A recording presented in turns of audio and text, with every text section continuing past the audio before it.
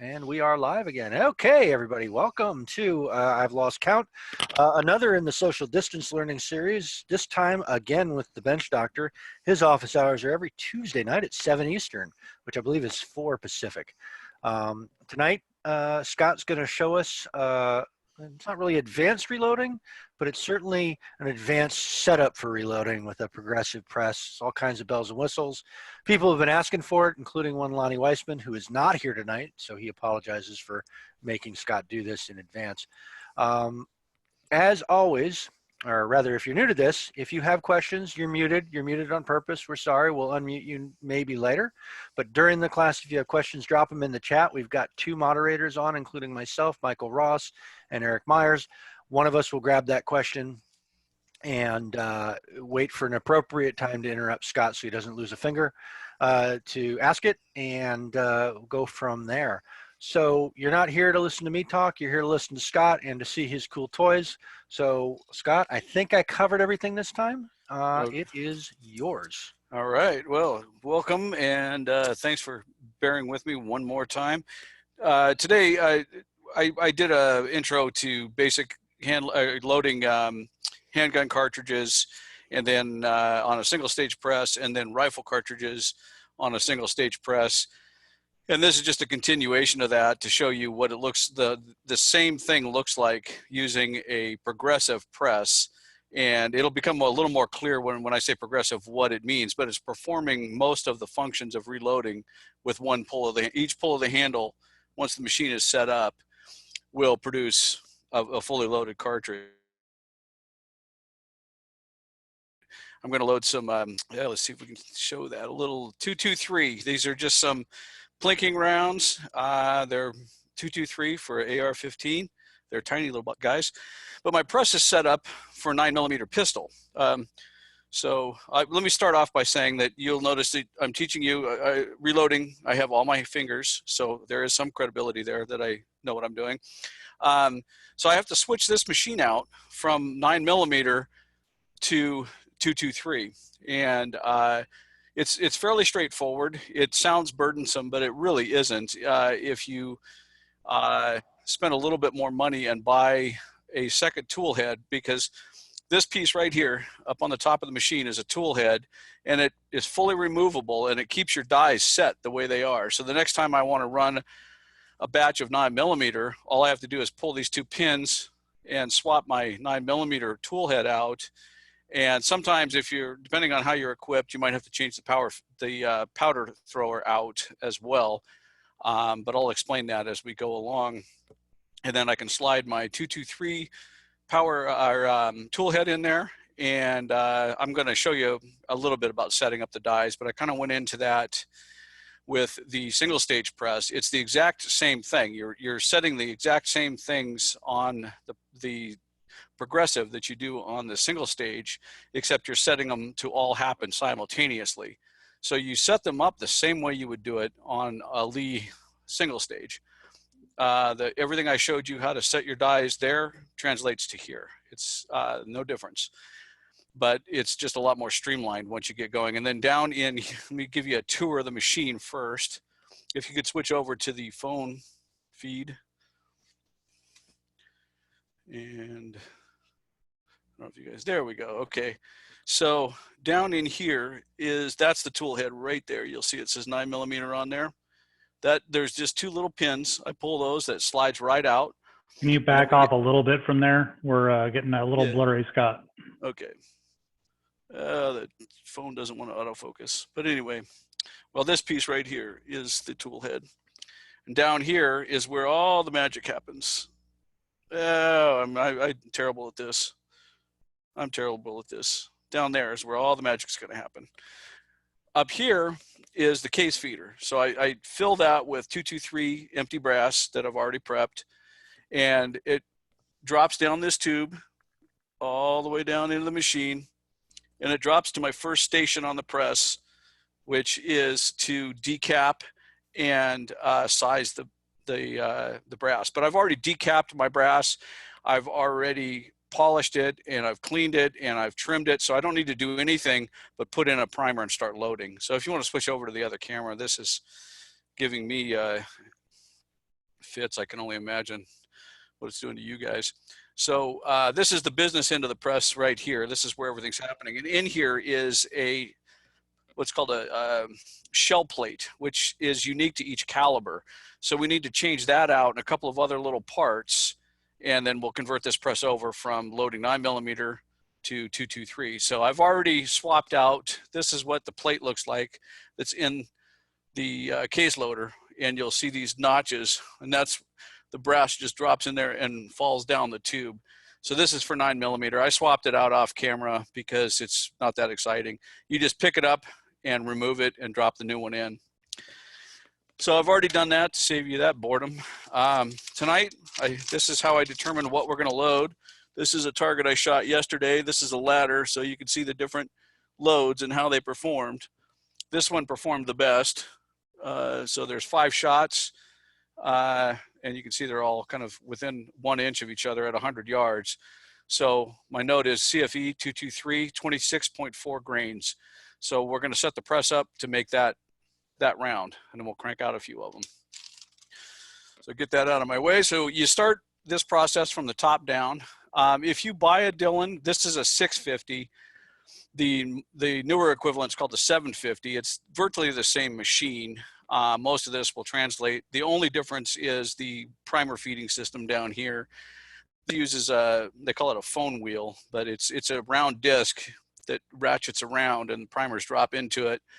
And on the 750, it has an arm that pushes the primers in a little bit differently. And it's a better system. I mean, if you have a chance to pick up a used 650 at a big savings, do it.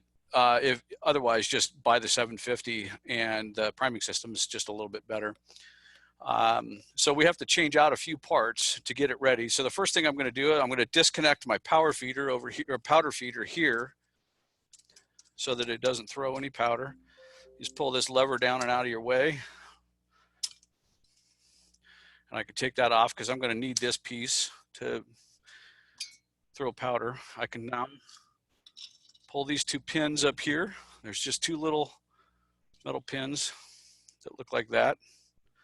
Set those aside. We're going to reuse those. I'm going to slide this whole cartridge out. So that's my 9mm setup. My powder throws are already set up for 4.5 grains of tight group. So I don't want to mess with that. I want to maintain that. So I'm going to throw it on a stand that I have right here. Somebody just 3D printed this, and it just sits right on top like so. And I set it out of my way, and we're done with the tool head. Now, with Dillon, you have to buy these conversion kits for each caliber. In the box, what I do is I take out all the old caliber conversion parts and put them in the correct box, and then I open the new box and put the new parts back in. That way I don't mix them up. So I'm going to remove all the pieces. So we start with the top, pull this tube, unclips. See this green feeder? This is what's guiding the case into the press. I'm going to put that in my 9mm box. There's a little green funnel-like thing in here that just picks right out. I say that and it won't come out, but we'll get it. Come on out, little thing. Come on. Can't get, it's not really that hard to do, but there we go. So it just looks like that. It's just a little cup. And that's all just guiding the cases in. And then inside here, there's a little aluminum piece that threads in there. Right here. Just all part of that same system to feed the cases. Oops, I just knocked my camera. Give you a better view of this. Okay. And now we have to remove this shell plate, which is just a screw on top, right down through the middle of it. And I've modified mine a little bit. So what I've done is I've put a bearing on here. I don't know if you can see these little needle bearings in there. And it just makes it run a little bit smoother. You know, this holds this plate. Oh, come on out, plate.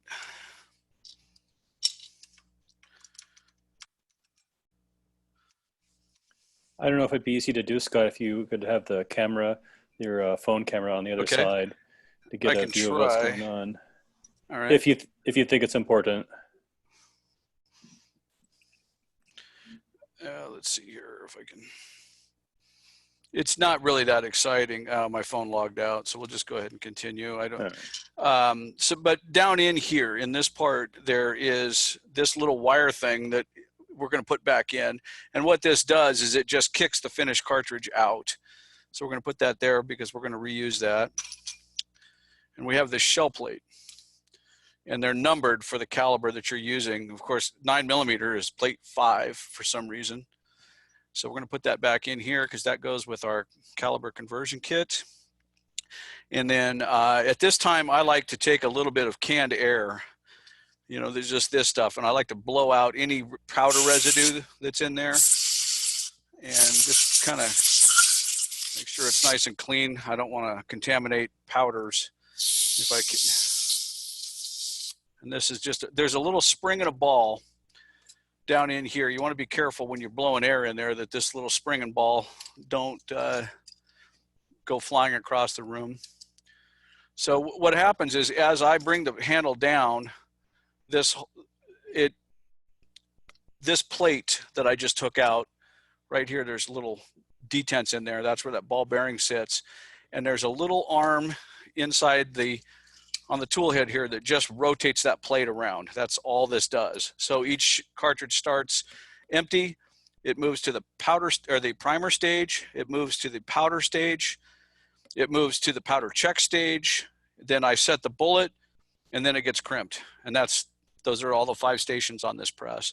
So now it's the question, Scott, when you're setting up or changing out the different shell plates, is there any maintenance or lubrication you need to do on the machine?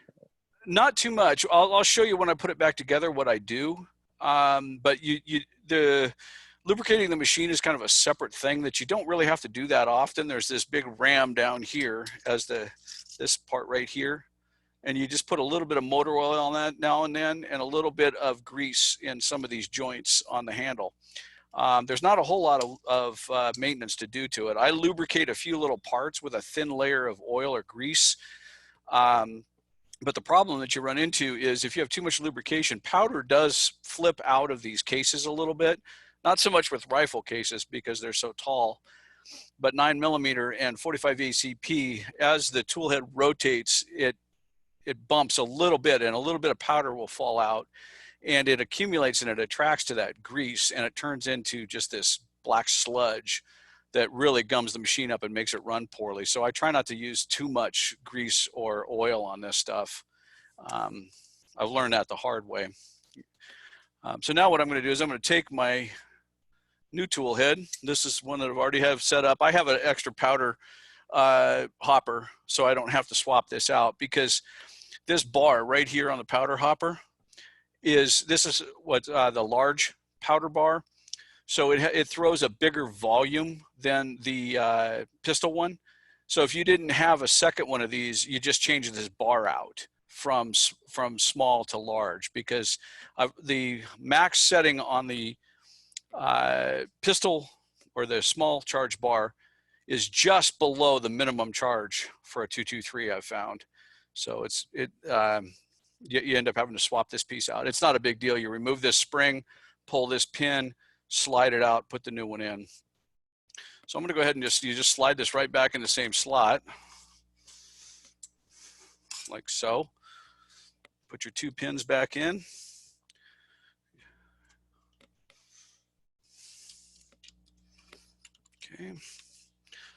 Okay, so that's locked in place. And most of these dies were preset before, because I've just swapped tool heads to change calibers. I don't reset the dies every single time. So now I'm done. Oops, sorry about that. I'm done with my 9mm parts. So I'm going to set them aside. I just don't want to mix these pieces up and end up throwing 9mm pieces in with my 223. So once again, we're going to start kind of from the top down. So I'm going to grab my tube right here, and it has a directional arrow on it to tell you which way it goes. You'll see right here, there's an up and down. So that's going to go up. This slides right on the bottom, like so. And I'm going to go ahead and set that.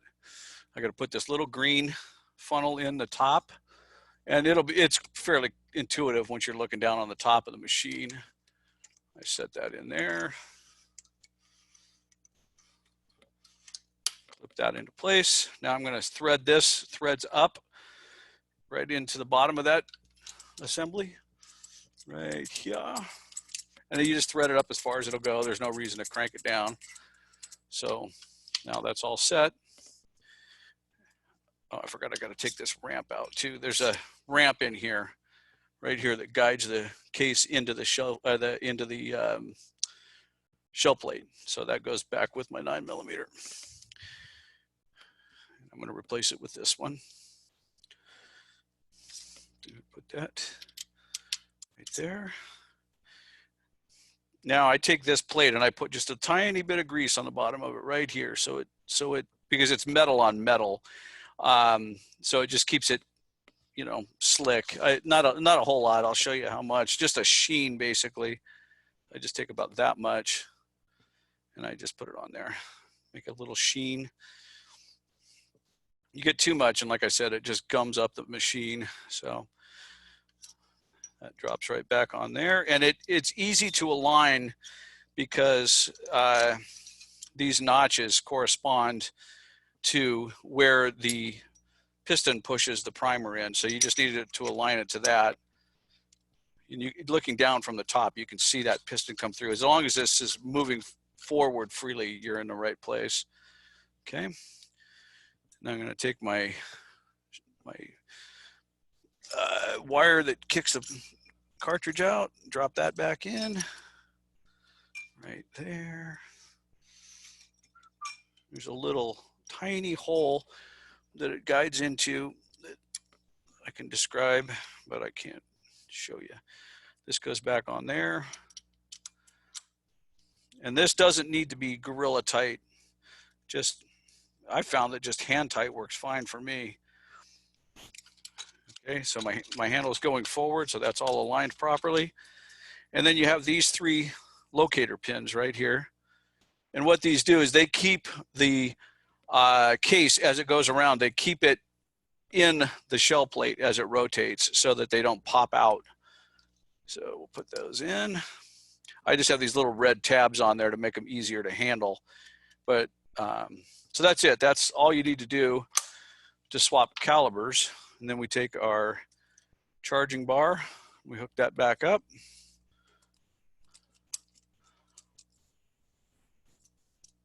Come on. This goes back into place. And then I tighten this down to about where the gap between the springs is about the width of a credit card, not too much tighter than that.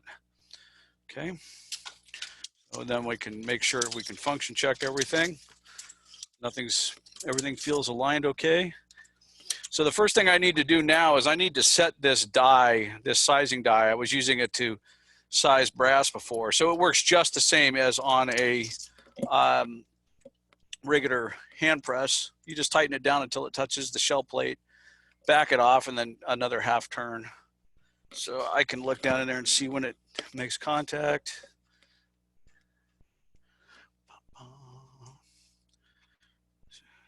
Right there. Give it about another half a turn. And then what I like to do on this machine to get it to, you notice there's an O-ring in there. I put this on from the bottom up. It doesn't interfere with anything, and it just makes me feel like it allows me to get the die more secure than from the top down. From the top down, I just don't have enough threads to really make me feel like it's on there secure. And you can do that on a hand press as well, on a single stage press as well. You can put your lock ring on the bottom if you want. It's not going to interfere with anything because the case is going up into the die. So the lock ring isn't going to hurt anything. All right, so that's just hand tight. I'm going to turn on my case feeder and let it fill up with some cases. Come on, little doggy. Start turning. There we go. It's having, might have too many cases in there right now for it to feed properly. Come on.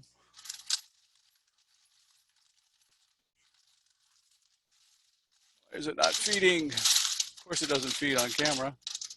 I'll be right back. I'm going to go check it.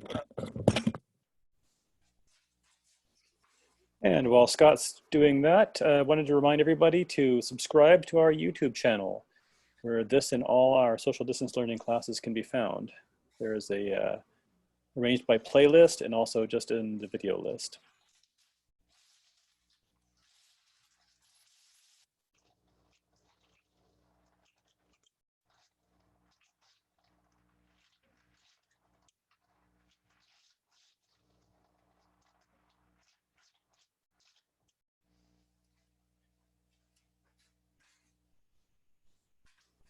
The Liberal Gun Club YouTube channel is youtube.com/The Liberal Gun Club, no spaces. And it's also up on the chat list if you want to see it there. So for some reason I had a backup in my case feeder, but we got some cases in there now to work with. I also like to take this flashlight and I like to set it up here and shine it down from the top. Say, Scott. Yeah. What can we expect say a used Dillon 650 to cost on average? Or new? Well, with the case feeder and all the extras, probably around $1,000. For a new 750 with all the equipment, you're looking at about $1,500. But you can get by without the case feeder. You can get by without the tool set on it. You can get by without the bullet tray over here and the stand. You know, those are all things that are nice to have, but you aren't required. You know, the case feeder, I would say I would spend the money on the case feeder.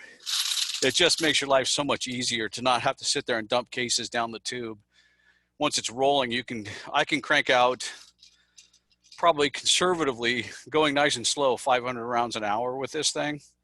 You know, the guys run them a lot faster than that, but I'm not inclined to do it. So let's see if we get a case to drop. You see a case dropped right there. It pushes it right in. Notice it pushed it right into our first station on the press right here. Now I'm going to come up and it's going to size that case. I need to go down a little bit more on that. I'm going to go a little bit tighter on that. So I want it to, I like to, these have already been sized, but to set it up properly, I want it to, you want the press to what's called cam over, and I'll show you what it means here in a second.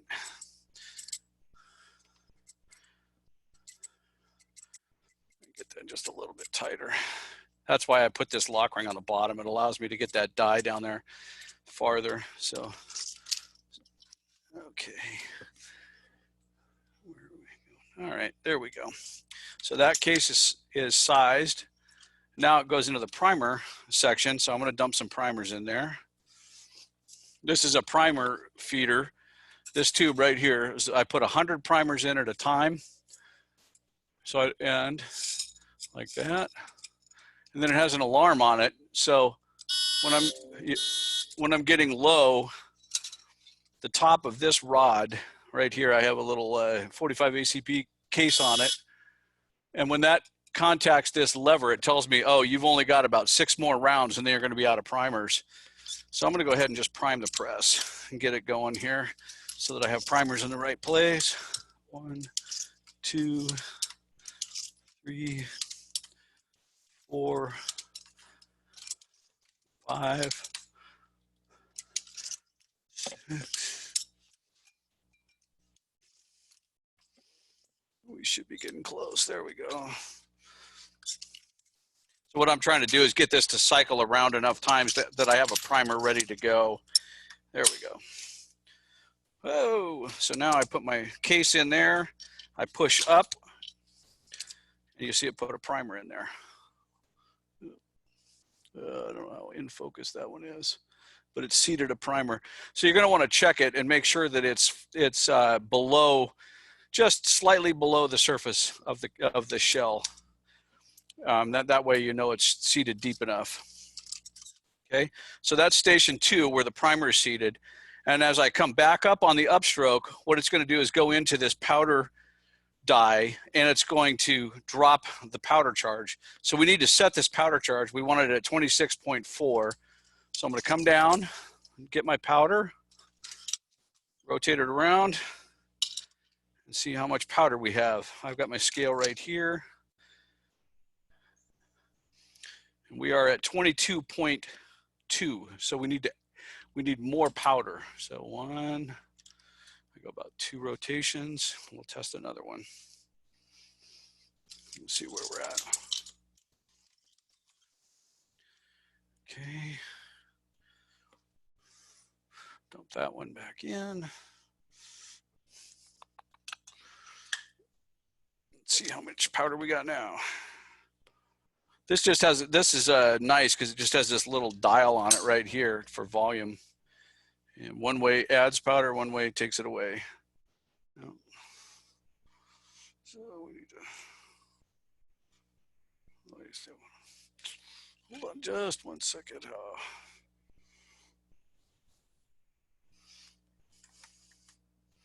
All right, see where we get with that one. All right, it's looking a little fuller.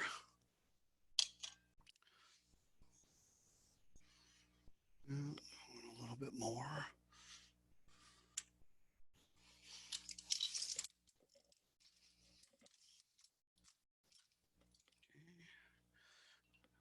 More. Where are we at now? Okay. One more. Okay. Well, that one looks a little too full. You got to be careful that you don't get too much powder because bad things happen. So at 27.5, we need to come back off about a grain, which feels like it generally is about 1 turn of that knob based on what I see. Okay, where are we at here? Nope.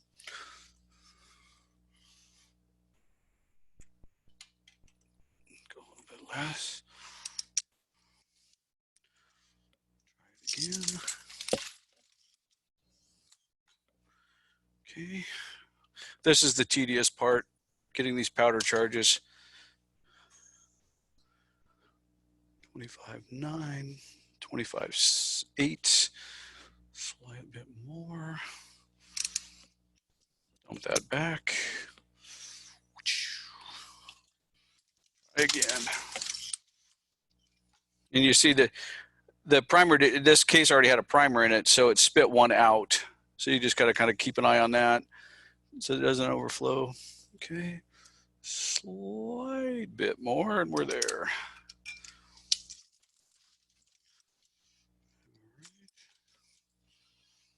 Dump that back.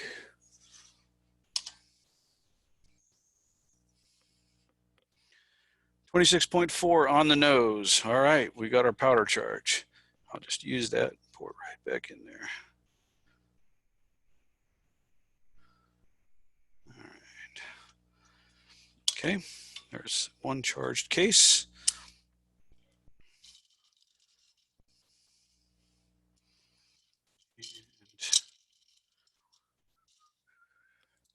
Let's get some more cases going here. I don't know why my case feeder just doesn't want to play nice today.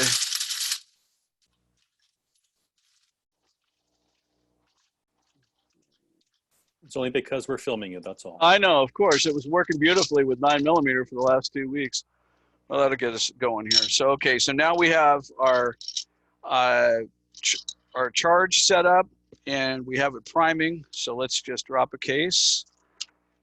Okay. Come on. Oh, we got one upside down. There we go. There we go. Now it's working. All right, so drop the case, pushes it into station 1. Okay, and it's going to resize it. Come around, station 2, I put a primer in it. On the upstroke, it's going to charge that, put a powder charge in it, come back around. I just pushed forward to prime this one. This one's ready to go. Now in this station, I normally run what's called a powder cop. It's this machine right here. But setting this up, what it does is that you calibrate it to the charge you want. And if the charge is over or under, it has this Nanny alarm that makes this obnoxious noise. The battery's dead in this one, but it goes, and that tells you need to check your powder charge.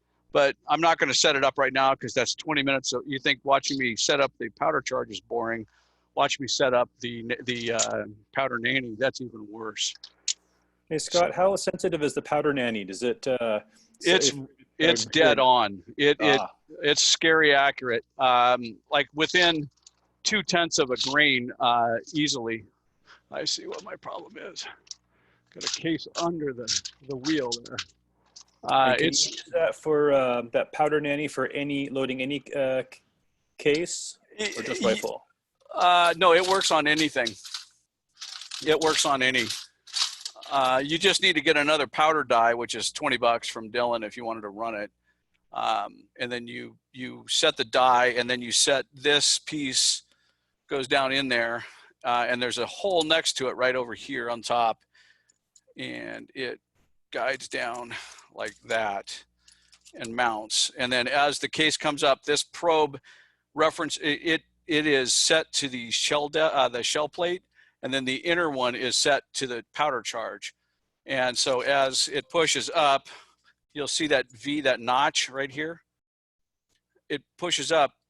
And if that lines up, you're correct. So you can see how just a tiny bit you would be off. That's too much powder.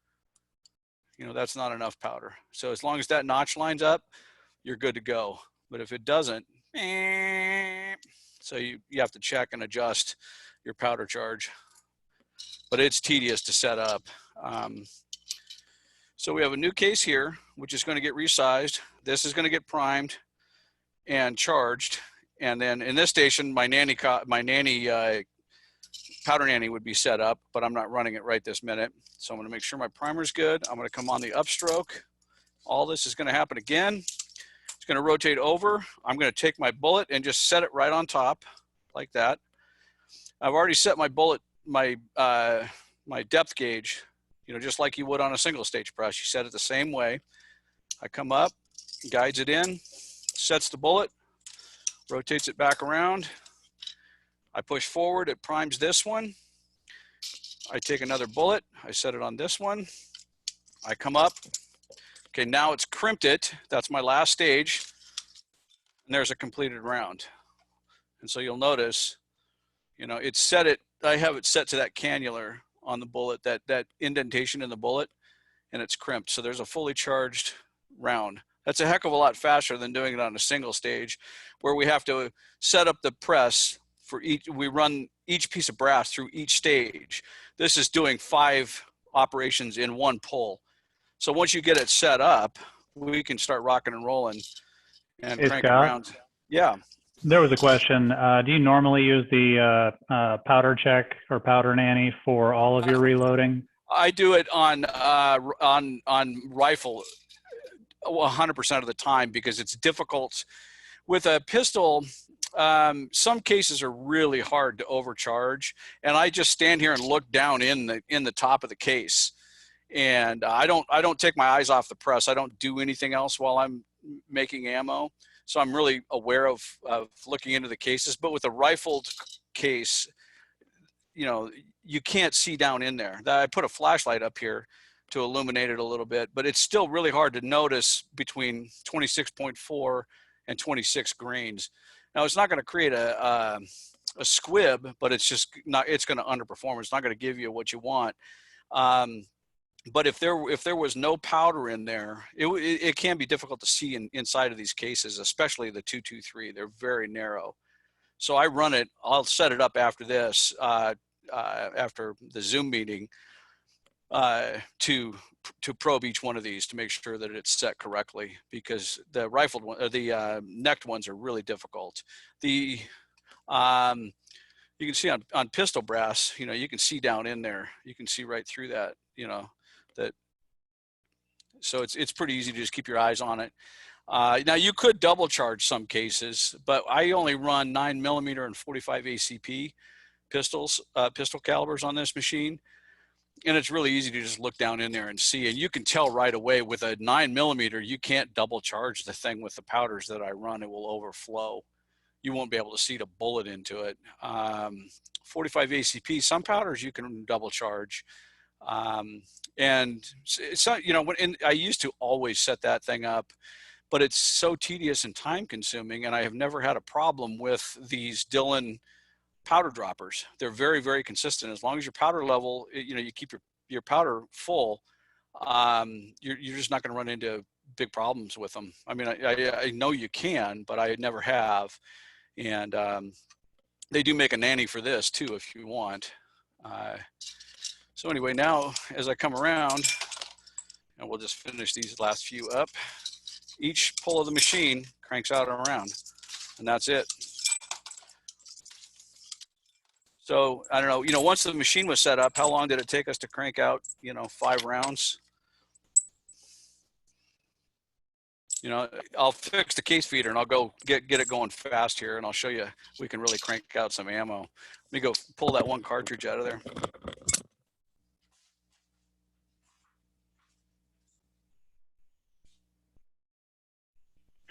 While he's doing that, just so you guys know as well, there is a way to get the powder Nanny to work on the Hornady as well, which is the system that I run.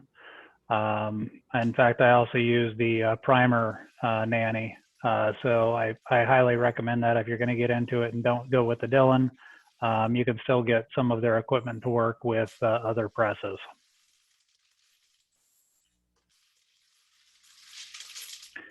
Yeah, the case feeder goes up above Sergio. It stands up above, and if he had one of the bullet feeders, that would be up in that same area as well.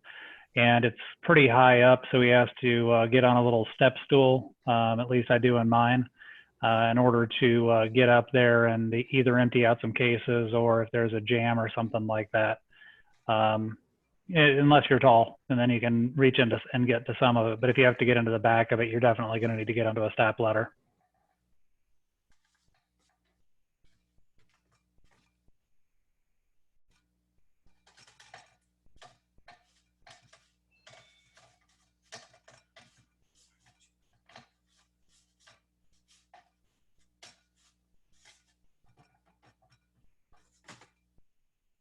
And whoever just joined, Scott is making a quick adjustment to something that's off camera. The case feeder is having a little bit of a trouble.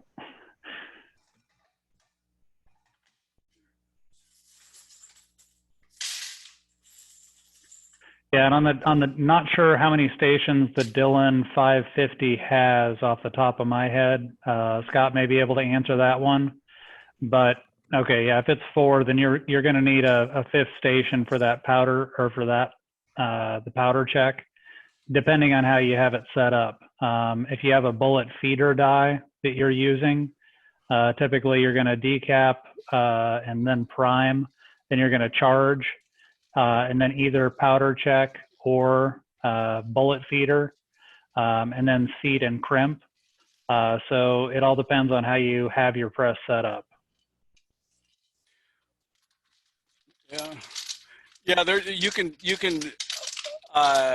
like the previous speaker was saying, you don't have to run the powder check. And on a Dillon 550, I don't believe you have a station to do it with.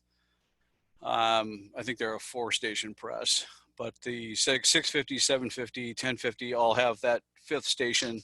So I fixed the bullet feeder, or the case feeder. So let's make some ammo. Scott, there was another question as well. How consistent is that Dillon powder measure? He likes to have his loads within plus or minus 0.1. I found it to be, you know, I can't say to plus or minus 0.1. I wouldn't commit to that, but I found it to be pretty darn accurate. I very rarely find it moving more than that, but I don't want to, you know, commit to it. But I myself haven't found any problems with it. You do have to kind of take it apart and, clean it, keep it in good operating condition. But let's see here. Yeah, I've never had problems with it, but I don't, point one is about my tolerance of, plus or minus. I don't usually have to mess with it after that. There is a tension washer on this knob up here, and you're going to want to make sure that doesn't wear out. Mine did on a previously, and I started seeing the powder throwing on my pistol powder drop, started throwing inconsistent charges. So I took it all apart and cleaned it and called Dillon, and that spring was worn out, and that keeps a little tension on that thing to keep it set precisely. So I just replaced that washer, and now it's been dead on. So we'll just sit here and make ammo. But this is, once you get going, you get your machine set up, I like to look down in them. So Scott, along that same line with the powder measures that I use, it's kind of dependent upon the type of powder. Some stick powders and whatnot have a tendency to not meter as well, obviously, for mine. Yeah. If you were running Varget or one of the big, chunky stick powders, or even some of the heavy ball powders, it can be a little bit inconsistent. I suppose I normally, if I load. I don't load like bulk 308 or where I'm throwing a whole lot of that stuff. I usually just do all that on the hand press because I only do batches of like 50. The only rifle ammo I crank out on this thing is 223. So I don't have a lot of experience with that powder feeder and like Varget or some of that stuff. But I know just even your, pretty much all powder throwers have a, can be pretty inconsistent with that type of powder. I mean, I don't mean inconsistent. I don't mean like, a full grain off, but tenths of a grain isn't that uncommon, I don't think.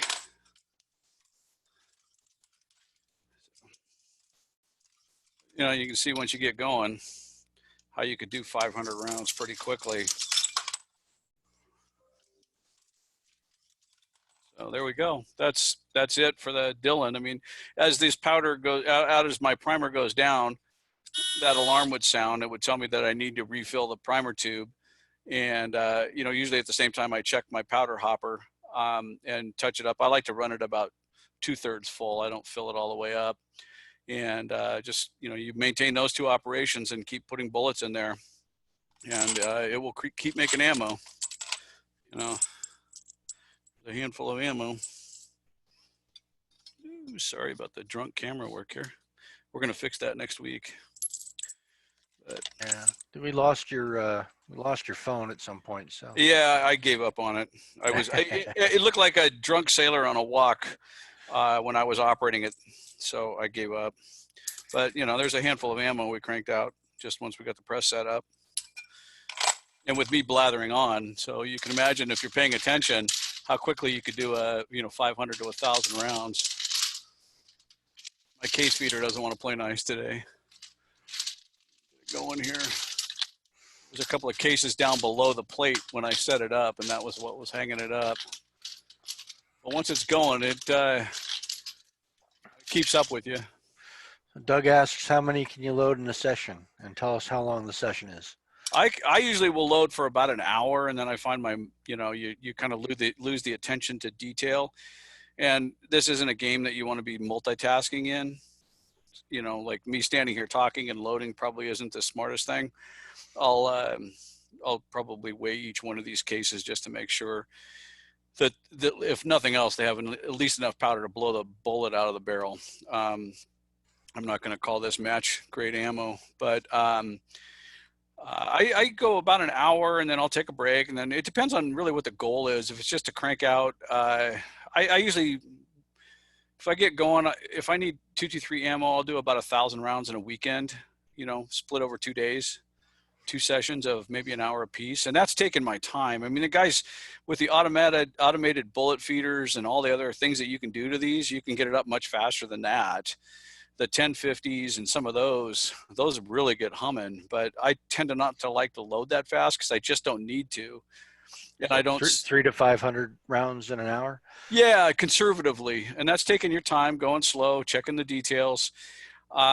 Easily 700 rounds if you've got it everything just dialed in. There's no reason you couldn't do it, but I just personally don't have a reason to go that fast. I would rather just take my time and make much more consistent ammo.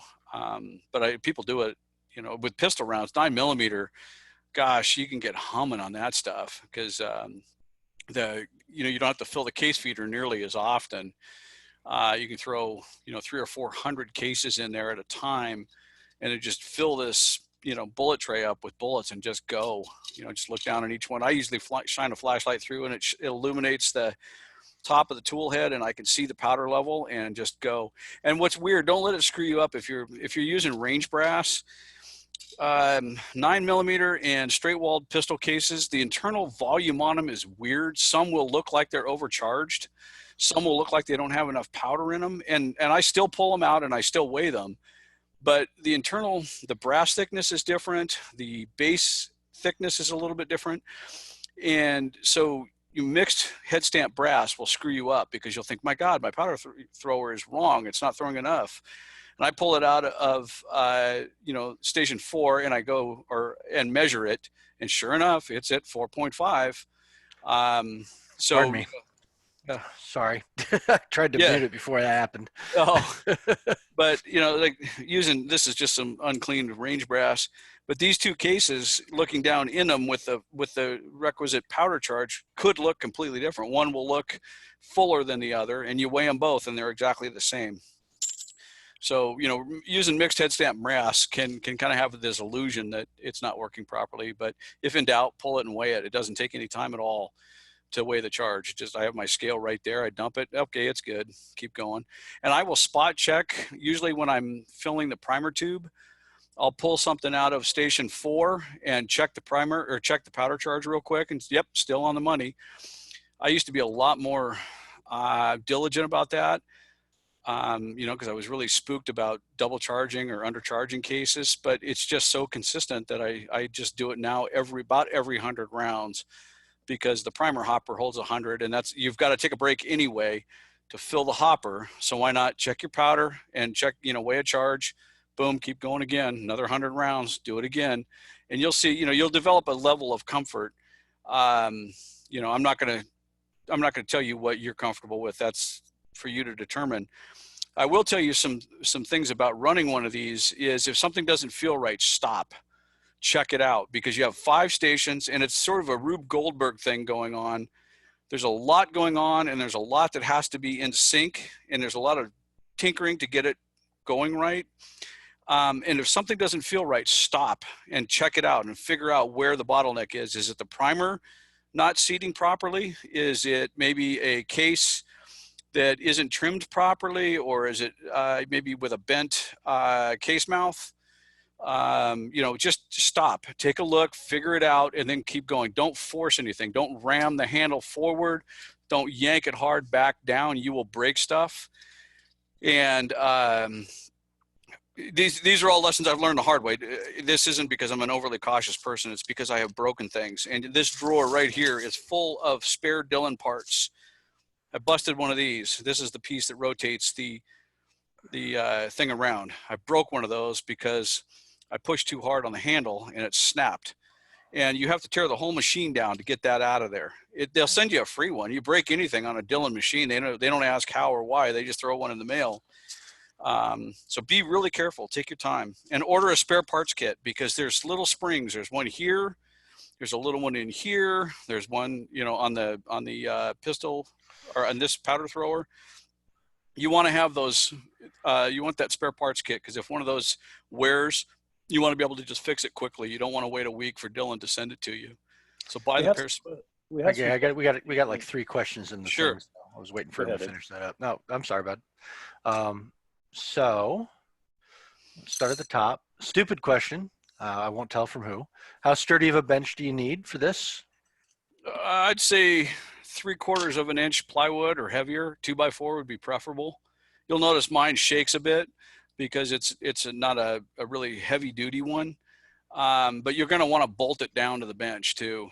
And this, I have this stand. Let me see if I can show you the stand, this Dillon stand right here that raises it up because I like to load standing up. You know, but you don't have to. You can mount it down flat on the bench top if you want. You're going to have to move it a little bit forward to give this whole mechanism room to move and articulate. But you know, 2x4 or 2 layers of 1/2 inch plywood would be good. Let's see. There's a question about skipping the crimping stage if loading for a bolt or single shot rifle. Yep. There's a whole video on rifle loading that folks can go watch. So if you haven't watched it, go watch it, but go ahead and answer it.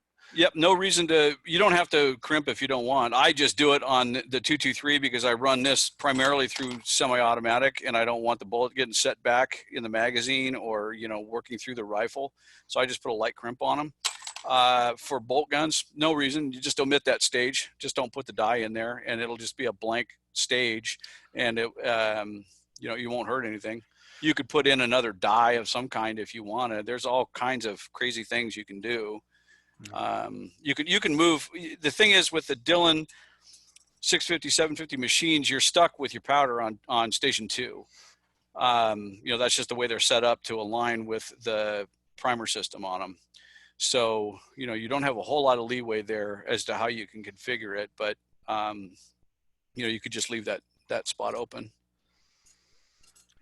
And a question also can be, and if folks haven't seen the original rifle reloading setup or started with the pistol reloading setup, it's well worth your 2 hours. But question from the class is lubrication. How do you lubricate the cases for sizing? Oh, what I do, okay, so I size all my brass before I run it through this machine. So I take let me find a piece of just scraggly old range brass. And, you know, this is a range pickup. I decap them all first. I have just a straight up universal decapping die. And I decap them. And then I tumble them in a wet, you know, I wet tumble them. And that gets the primer pockets cleaned out. So I don't have to do that as an extra step. And then from there, I size them. I use 2 products. I use either Imperial sizing wax or this One Shot, which is a spray. And I size them all individually.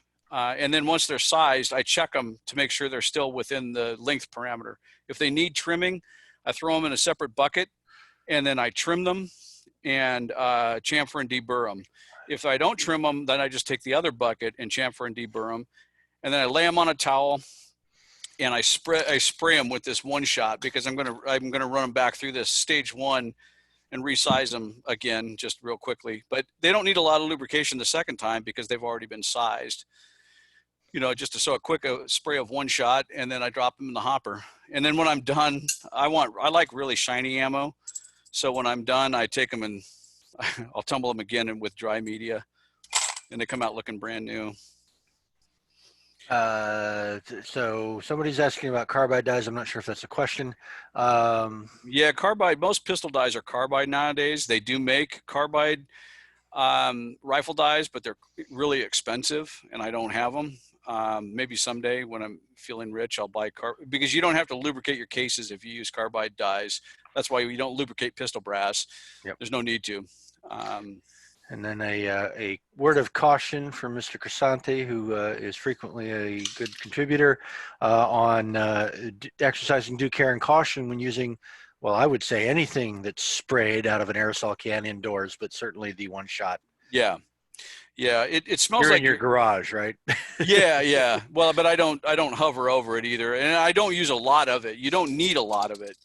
What I do is I lay an old towel on the floor. I dump a bunch of brass on there and I, lay them out flat and I just kind of spray them real quick and let them set for about 10 minutes.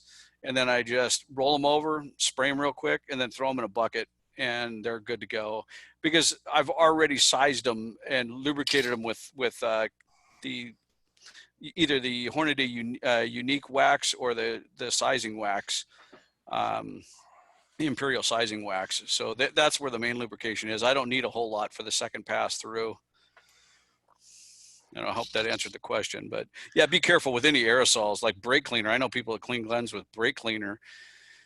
Do it outside, man. That stuff stinks. And it used to be a carcinogen. I don't think it is anymore, but I don't take chances with it. Everything's a carcinogen. Yeah, probably. Well, yeah, you have to kind of go on that assumption now. I think that covers all the questions I see in the chat. Did anybody else see one that I missed? I'm sorry, I was out doing something earlier in the class, so I came back and took over and stomped on Mr. Ross. Yeah. No, I think they're all covered. Right. I think we are at 1 minute past the hour, so good job on keeping it on the hour. You're getting good at this, Scott. And thanks for showing off your toys. Yeah, well, And we'll figure something out for next week. I don't know. We'll get together in the pub and figure out what to do. You're just going to keep making ammo, aren't you? Well, I might as well use this time wisely. While you're set up. Yeah. Well, I'm gonna probably do 1,000 rounds this weekend because see, there's a case that fell over. So in that case, I would just dump the powder and restart. I'm not gonna mess around with it. There you go. I'm going to go ahead and stop the recording. It'll be up on YouTube. It's an unclear Eventually what's going to happen. It'll be up on YouTube as soon as I can get it up on YouTube. It's unclear whether or not I'll be able to drop it on the website. We've been having trouble with that today. So everybody, if you haven't subscribed to the YouTube channel, get your ass out there and do it. And we'll see you next week. Actually, we'll see you on Thursday. Yes. Where we have a panel discussion on alternative training methods, specifically dry fire training methods using alternative to live fire, especially during this time of pandemic, but just in general. So we're going to have a panel discussion with a bunch of our instructors. We're going to talk all about cert guns and laser cartridges and maybe airsoft and some other things and how best to fold that into your training, and especially how best to get some reps in while you're stuck at home. And it works. It works. Well, you're invited, I believe. So I will be there. All about it. So if you want to hear Scott babble on some more, he'll be on the Thursday call. And I want to thank everybody for coming. And I'll get this up on YouTube as soon as I can. Have a great night, folks. I'm going to stop the recording. All right.